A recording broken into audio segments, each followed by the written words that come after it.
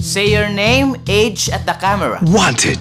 I'm Mars Asia. I'm Katrine I'm Solis. Abigail Aurelio Azares. Magalbo. Roquelita de la Cruz, a.k.a. Rocky. Criteria number 1. Pleasing personality. Babae o lalaki?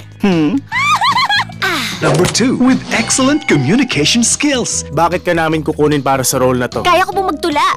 Friends, romance, countrymen, lend me your ears. Good! Number 3. Yun, magaling yun, magaling yun. Can sing, act, and dance. My talent is sexy dancing. To the front, to the front. Next! I can also do interpretative dance. Number 4. Ang dami nang nag-audition, wala ka pa nagustuhan dun, pare. Able to portray a very challenging and demanding role. Ano po bang role ko? Ang kailangan mo ay makakuha ng babae na mapapangasawa mo yung magpapanggap para makuha mo na yung mana mo.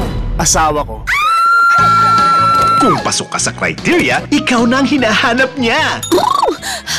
Okay, I'm ready. Let's go. I would like you to meet myself. Lala, this is Rocky, my wife. Your wife?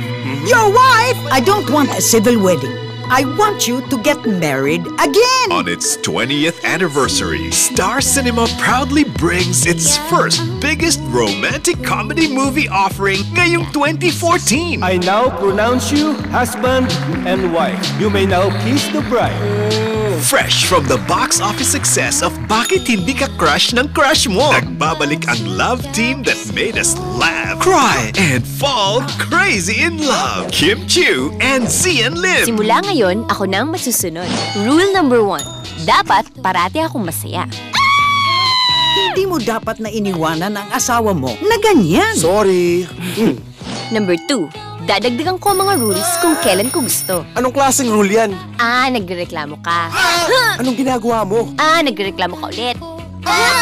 Go! Magluto ka na, lumapit ka na dun, don't be scared. Ang arte-arte mo, ikaw nga dito. Susumbok kita kay Lala, sige ka. Lala ka ng Lala, wala naman dito si Lala. Ay Is ano? there a problem? Rule number 3, don't you dare fall in love with me. Ready ka na ba sa pinakamalaking role na babago sa buhay mo? Pag hindi ka umalis dito, sige ka, ikikis kita.